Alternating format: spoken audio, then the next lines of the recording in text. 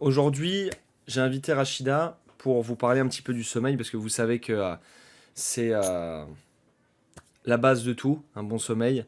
Ça va jouer sur notre humeur, ça va jouer sur notre quotidien, ça va jouer sur notre alimentation, sur plein de choses. Donc c'est pour ça que j'ai décidé d'inviter Rachida qui va nous décrire un petit peu trois conseils, c'est ça? C'est ça Rachida? Oui, trois propositions, parce que les conseils, en fait, c'est quelque chose d'assez personnel. Allez, Donc, comme tu l'as dit, Charles, exactement, le sommeil, bien sûr, il est vital d'avoir une bonne alimentation, une bonne activité physique, mais dans la trinité qui est le sommeil, l'activité physique et l'alimentation, on se rend compte que le sommeil apparaît désormais comme la force principale, justement, de cette trinité, ok. et que les inconvénients d'un sommeil incomplet sont beaucoup plus néfastes et causent beaucoup plus de problèmes sur le long terme qu'un manque équivalent de nourriture ou d'exercice physique. Donc, ce que je voulais proposer ce soir par rapport au sommeil, le sommeil c'est quelque chose de très intime quand on y pense, parce qu'on a tous un rapport différent, on va dire conditionné par notre enfance ou par notre vécu. On va jamais dormir de la même manière selon qu'on vit en couple, selon qu'on vit tout seul, selon qu'on soit en hiver ou en été. Et en fait, il y a plein de petites choses, plein de petites croyances et d'habitudes qu'on met en place inhérentes au sommeil qui vont faire qu'on va penser qu'on ne peut pas dormir ou on va dire moi je suis pas un couche-tôt. Ok, Parmi ces éléments, l'une des premières choses à observer, donc l'alimentation, outre le fait qu'il faut manger au moins 2 heures avant de dormir, parce que justement ça permet de digérer, et la digestion pendant le sommeil perturbe la qualité du sommeil. Donc il ne faut pas manger trop lourd, il ne faut pas manger trop léger. Parce que si on dîne trop léger, en fait, notre corps tape dans nos réserves, donc il travaille, donc il perturbe notre sommeil. Si on d'accord, mange trop ok. lourd, on est en train de digérer. Donc on est en train de digérer, donc il perturbe aussi le sommeil. Donc, Typiquement, oui. bah vas-y, continue. Typiquement, si tu manges de la viande rouge avant d'aller te coucher, tu vas créer ce qu'on appelle la thermogénèse. Ton corps va chauffer. Or, ton corps est amené à diminuer sa température à partir de 19 heures pour favoriser justement une bonne nuit. Donc, il faut C'est pour ça éviter. d'ailleurs qu'on a un petit peu froid quand on a sommeil ou quand on va se coucher. Ouais, Tout à fait. c'est cette Tout à fait. sensation aussi de. D'accord, ok. C'est ton corps qui régule sa température justement pour être au bon niveau pour pouvoir bien dormir. Le corps est une machine intelligente, il fait toujours ce qu'il faut. Ok, Et donc, justement, qu'est-ce qu'il faut manger? Il faut manger ce qu'on appelle les aliments riches en tryptophane. Alors, le tryptophane, c'est quoi? C'est un acide aminé qui va te permettre de synthétiser donc l'hormone du bien-être, ok. qui est la sérotonine. Et la sérotonine, en fait, elle favorise la sécrétion de l'hormone du sommeil, la mélatonine, qui est un neurotransmetteur essentiel pour un bon sommeil. Et le tryptophane, tu le trouves donc dans le riz complet, le chocolat, les bananes, les légumineuses, le poulet, Donc les là, œufs. c'est tous les éléments que tu nous indiques tu nous invites à manger le soir pour favoriser une bonne nuit. Oui, tout à fait, dans Ok. la mesure où justement, comme j'expliquais, ça va sécréter la mélatonine. Et la mélatonine, je vais l'expliquer par la suite, c'est justement l'hormone du sommeil. Et la mélatonine, on la sécrète toute la journée. Ce qui m'amène donc au point suivant. Par exemple, l'après-midi, on a une lumière très particulière qui nous permet lumière du jour, j'entends, qui nous permet de sécréter de la mélatonine. En fait, c'est une bonne chose à faire pour pouvoir avoir une bonne nuit, c'est s'octroyer 10, 15, peut-être 20 minutes de marche dans l'après-midi, ou en tout cas être dans un lieu de travail exposé à une lumière naturelle, de Ouais. manière à sécréter la mélatonine. Parce qu'en fait, toutes les lumières de bureau, les lumières de téléphone, etc., coupent la sécrétion de mélatonine, et c'est ce qui fait aussi qu'on n'est pas fatigué, ou en tout cas on est fatigué en retard, plus tard que prévu, Bah, et donc on a envie. c'est cette fameuse lumière bleue qui est présente dans tous les écrans, etc., où il y a une certaine une proportion de rayons identiques à celle du soleil qui fait que bah, l'humain, en fait, va rester éveillé, va rester attentif, justement de par ce rayonnement en fait bleu. Et c'est pour ça que, je sais pas si je les ai ici, mais il y a des lunettes exprès. Moi, j'ai une paire de lunettes. Ça ressemble un peu à, bon, c'est pas celle-là, mais ça ressemble un peu à des lunettes. Tu sais, avant, il y avait des filtres bleus, mais maintenant elles sont Oui, transparentes. Et ça fait comme des lunettes classiques, mais en fait elles vont venir filtrer ce rayonnement et ça peut permettre. Alors je sais pas, tu vas me dire peut-être, hein, mais est-ce que ça peut être une solution pour travailler peut-être un peu plus dans la journée sans affecter Après, notre sommeil. et tout à fait, il y a aussi des filtres qui existent maintenant pour les téléphones et Ah oui, les ouais. écrans portables. Donc ça peut être une solution.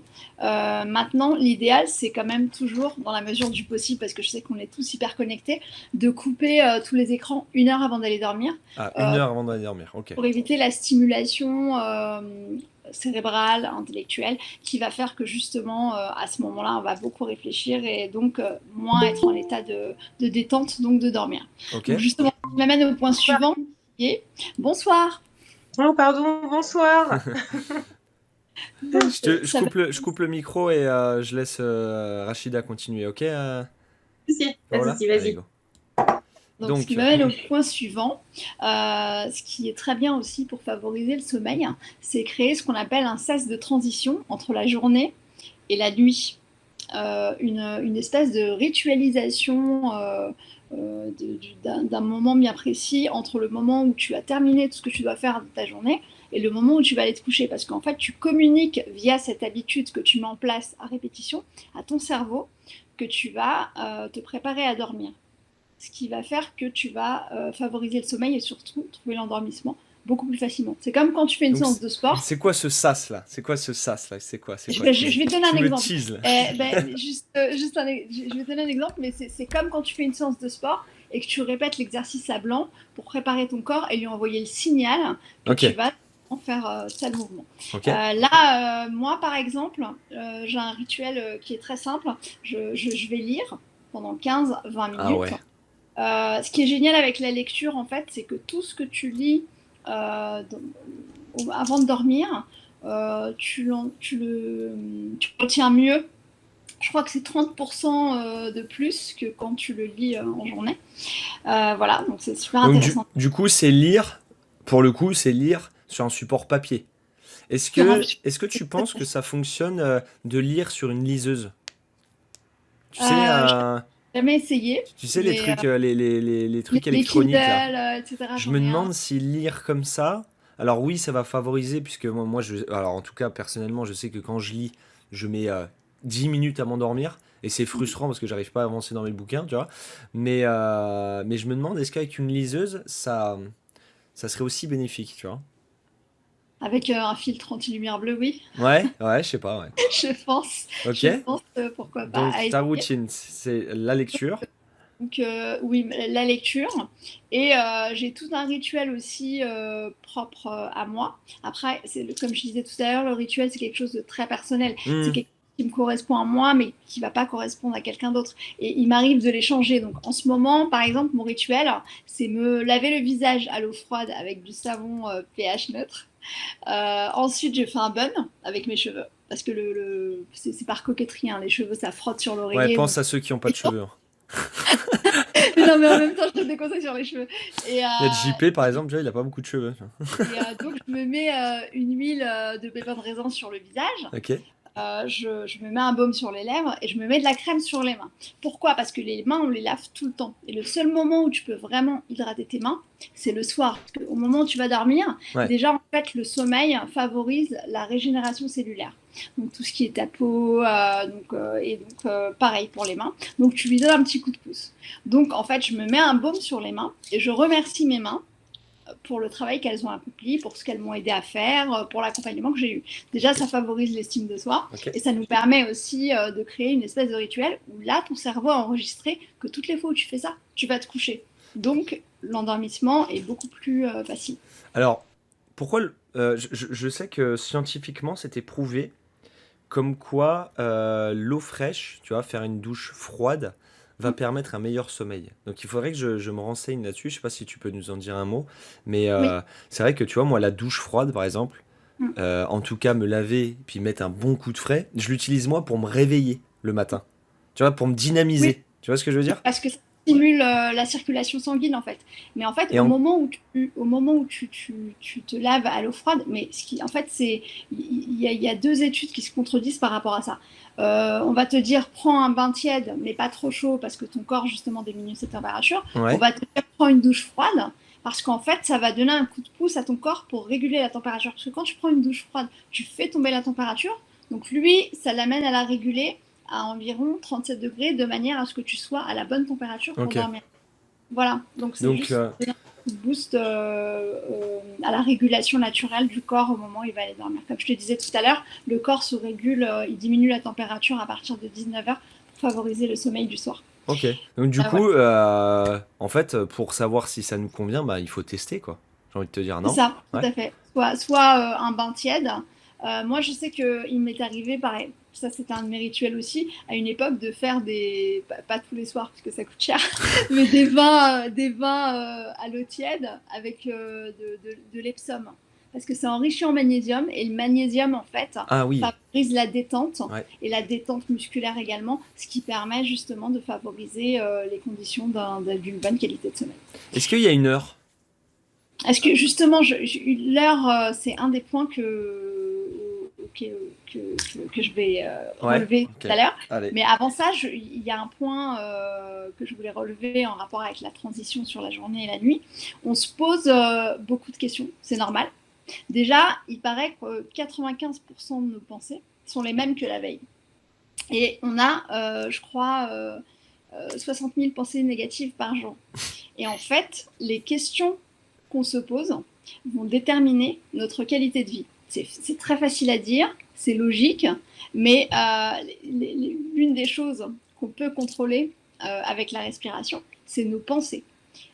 Tout ce que tu vas te dire, tout ce que tu vas penser, tout ce qui est négatif ou anxiogène, va parasiter en fait ta récupération. Parce que ça va garder ton cerveau actif, puisque tu vas te faire des scénarios, tu vas te poser des questions, ça va t'empêcher de te détendre. D'où ces fameuses personnes qui cogitent avant d'aller dormir. C'est ça. Et en fait, pour ça, il y a plein de petites astuces, notamment la respiration, et je vais y venir tout à l'heure. Ok. Mais pour te parler de l'heure, alors l'heure, en fait, ce qui est important, c'est de s'observer. Par exemple, pendant 3, 4, 5 jours, tu regardes à quel moment tu as les yeux qui piquent, à quel moment tu bailles, à quel moment tu sens que tu es fatigué. Et tu fais une moyenne de ces 4-5 jours. Et là, tu auras l'heure à laquelle tu dois aller te coucher. Et ce qui est très important dans la régularité du sommeil, en tout cas en termes d'heures, c'est que ça favorise aussi l'endormissement. Parce que si tu décides de faire une grasse mat parce que tu as une dette de sommeil, que tu es très fatigué, tu te réveilles, tu es super en forme. Mais finalement, le lundi, au bout du compte, ça pique. Parce que en fait, ton corps et ton cerveau, entre guillemets, te font payer le fait que tu les as complètement déréglés. Tu as un peu joué au yo-yo avec eux. Et l'heure aussi a son importance parce que entre minuit et 2 heures, c'est le moment où tu as la plus forte sécrétion de mélatonine. Et donc, comme je l'expliquais tout à l'heure, la mélatonine, c'est l'hormone du sommeil, elle favorise la qualité du sommeil. En tout cas, le sommeil, tu peux le mesurer sur 2 éléments, la longueur, donc la durée, et la profondeur, donc sa qualité. Ouais, c'est Et, pour ça, ouais, d'où le fait que je mesure ça aussi avec mes élèves quand je fais du coaching, c'est que je mesure, si tu veux, j'accorde la même importance à la durée qu'à la qualité. Tu vois, pour moi, c'est 50-50. Après, je sais pas selon toi, mais je trouve que la qualité est aussi importante que la durée. Tu vois, si tu dors 11 heures, mais que tu dors pas bien, bah, tu auras peut-être mieux fait d'avoir dormi 4 heures, mais de manière ultra profonde, quoi. Tout à fait. Et d'ailleurs, en parlant de durée, quand tu dors moins de 6 heures, tu augmentes ton niveau de cortisol de 50%. Parce que c'est une situation de stress. Alors, c'est quoi le cortisol? Parce qu'il y a des gens qui savent pas. Le cortisol, c'est l'hormone du stress, en fait. Oh, ok. C'est une hormone que ton corps sécrète quand tu es stressé ou quand tu fais du sport, tu sécrètes entre guillemets du bon stress, du cortisol. Déjà, si t'es stressé et que tu dors moins de 6 heures par nuit, ça va pas aller dans le bon sens, quoi. D'où ma remarque sur les questions qu'on se pose et les réflexions qu'on a qui finalement déterminent la qualité de nos vies, au même titre que le sommeil. L'autre chose aussi, c'est éviter le sport le soir, parce que ça augmente la température du corps. Et alors que la température, comme je disais tout à l'heure, elle baisse naturellement à partir de 19h pour briser le sommeil. Et ça, en fait, au même titre que la viande rouge avant d'aller dormir, ça crée une espèce de thermogénèse qui fait que ça perturbe la qualité du sommeil. Donc en fait, la pire chose à faire pour passer une bonne nuit, c'est de faire une séance de sport à 22h, manger une côte de bœuf, prendre une douche chaude. Ok, ça marche. Ouais. Ok. Ouais, et en fait, il y a des petites astuces, comme je disais tout à l'heure, quand on n'arrive pas à dormir. Donc, je crois que le fait d'avoir la bonne température dans sa chambre, Ah oui, ça, ouais. on le sait. Après, on peut pratiquer ce qu'on appelle une respiration pour dormir. Par exemple, je vous en fais juste une petite pratique, la respiration 2-6. Ok. En fait, on inspire en 2 temps par le nez et on expire en 6 temps par la bouche. Pourquoi c'est très important d'inspirer par le nez? Petite parenthèse sur la respirologie. Quand on inspire par le nez, pardon, en fait, on sécrète un oxyde nitrique qui favorise l'oxygénation, L'oxygénation. merci, l'oxygénation des cellules. Ouais. Et en fait, on a des alvéoles, des espèces de petits sacs au bout des bronchioles au niveau des poumons, qui s'ouvrent beaucoup plus quand on inspire par le nez qu'on expire par la bouche. Parce que l'inspiration par le nez, outre sécréter le gaz nitrique, va Ouais. aussi permettre donc d'expirer par la bouche et donc d'évacuer Ok. le gaz Vas-y, carbonique. on essaye? Alors voilà, oui, je disais, on va faire la petite pratique. Alors donc, en 2 temps, donc 2 temps Donc, inspiré par le nez, 6 temps expiré par la bouche. ok. Vas-y, on te suit.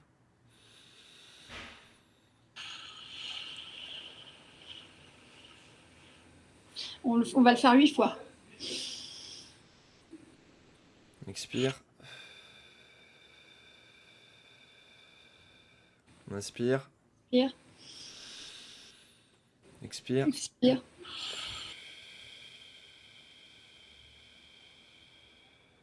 inspire, expire. Encore une fois, inspire, expire.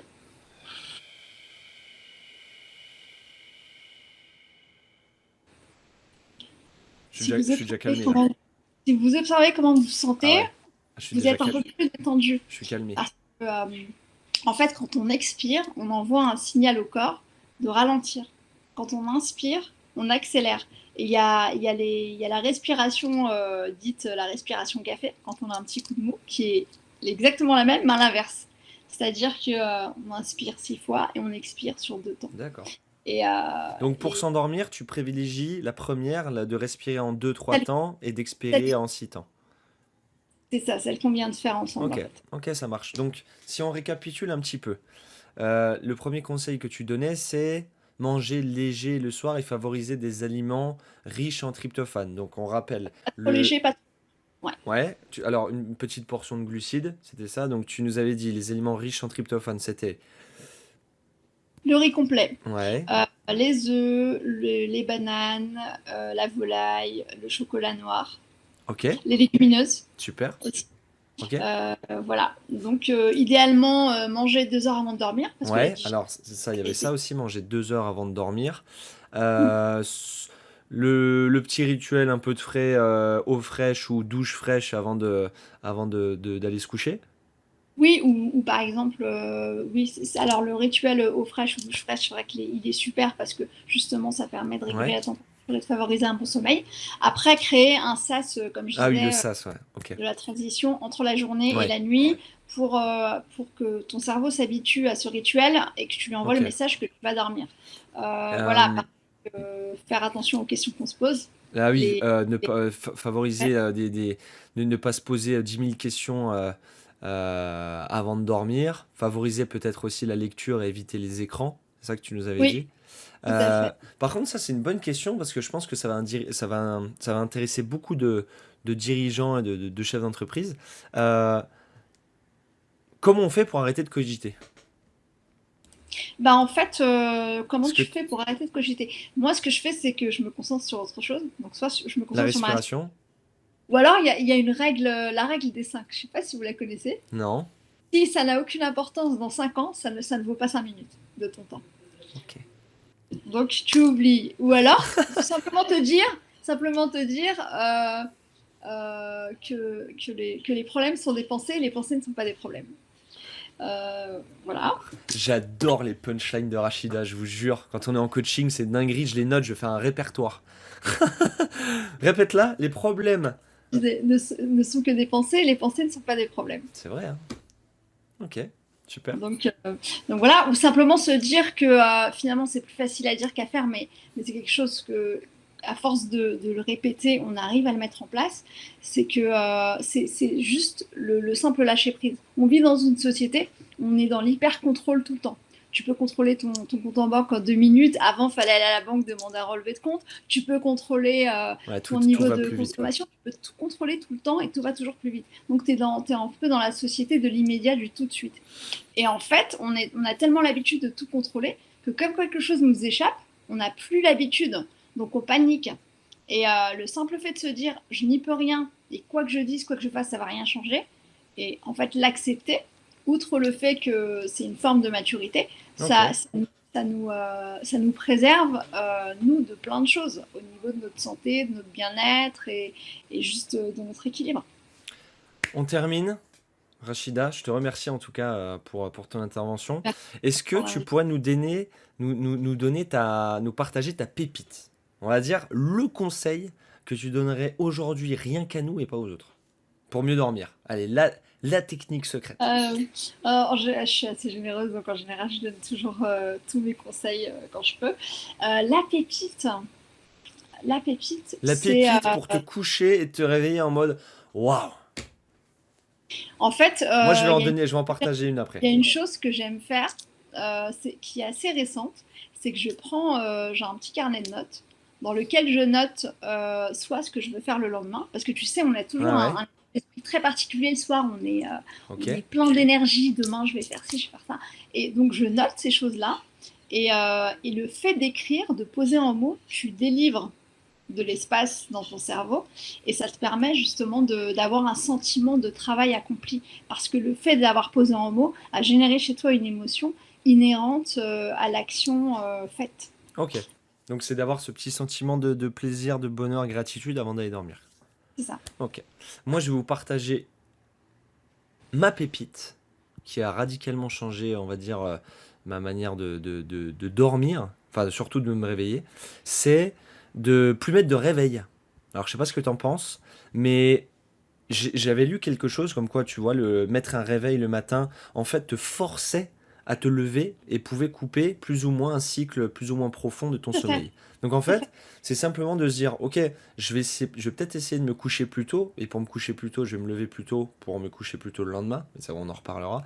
Mais c'est de me dire, voilà, je me réveille, même si j'ai mis le réveil à 7h30, si je me réveille à 6h, mais que j'ai suffisamment dormi, bah, tu vois, 90% des gens vont se dire, ah ouais, trop cool, j'ai encore 1h30 de sommeil. Et pourtant, ils vont être encore plus fatigués à 7h30 parce qu'ils ont dormi 1h30 de plus, plutôt qu'à 6h. Oui, parce qu'ils se sont réveillés en plein milieu d'un cycle. C'est Tout à ça. fait. Donc en fait, moi, ce qui a changé complètement, c'est de me réveiller et de plus mettre de réveil. Voilà. Donc c'est un peu technique à mettre en place, mais une fois que tu chopes le truc, euh, c'est comme les vieilles histoires que disait mon grand-père quand il disait à moi, qu'il pleuve, qu'il neige, qu'il vente, je me réveille à 5h du matin. Oui, mais c'est cohérent ce que tu dis, parce que moi-même, je me rends compte que souvent, je me réveille 2 minutes avant que mon réveil sonne, parce que j'ai Tu vois? l'habitude, et même le week-end, Ouais, je mets pas de réveil, je me réveille quand même à 6h30, parce que c'est mon heure, quoi. c'est ça. Et en fait, une nouvelle fois, c'est parce qu'on a été habitué à être, entre guillemets, assisté dans Ouais, cette là et donc finalement, on met un réveil. Mais si on reconnectait avec nos sensations et notre horloge interne, ne pas mettre de réveil en fait. D'ailleurs, j'ai entendu que la plupart des gens associaient la sonnerie du réveil au stress en fait. C'est une ouais, notion de bah stress. ouais, voilà, Donc, il faut c'est la ça, changer. Et, exactement. et donc, pour éviter ça, il faut changer sa sonnerie de réveil en permanence. Exactement, exactement. Et surtout de se dire, voilà, je me réveille de manière naturelle. Et j'arrête de rappuyer 15 fois sur, tu vois, le réveil, pause, snooze, pause, Oui, pause, ouais. pause. C'est Mais tu horrible. vois, ce que je trouve intéressant, c'est qu'au-delà du fait qu'on sait tous pourquoi c'est important de dormir, on sait tous pourquoi on a besoin de sommeil, etc. Mais en fait, je pense que tenant compte des conséquences sur le long terme, c'est quelque chose aussi qui va nous parler. Par exemple, moi, ce qui m'a parlé au niveau du sommeil, c'est que ça brise le collagène de la peau, le manque de sommeil. Parce que justement, tes cellules se régénèrent mal, et quand elles Regarde, se régénèrent mal, bah voilà, limitez vos rides en soignant votre sommeil. c'est Mesdames. vrai, mais c'est vrai. Eh ouais? C'est vrai, ça et le sucre. Le sucre aussi, ennemi numéro un de la peau. Parce que ça Ok. crée un phénomène de glycation. Bah écoute, Donc, franchement, je te remercie pour cet échange. C'était hyper intéressant. merci. Est-ce que vous avez des questions, ceux qui nous regardent ou ceux qui regarderont le replay, bah, n'hésitez pas à poser vos questions. On se fera un plaisir, Rachida et moi, de vous répondre soit par écrit, soit pour vous envoyer un petit audio. Mais en tout cas, franchement, c'était super intéressant. Merci. Merci pour votre écoute. Je te fais de gros bisous. Merci à ceux qui étaient Ça marche. présents. Et Ah, puis, on repartagera ça sur une vidéo Wendy, YouTube et un podcast. ça Ok? marche. Super. Bonne soirée. Bonne soirée à tous. Ciao, ciao. Merci. Ciao, au revoir.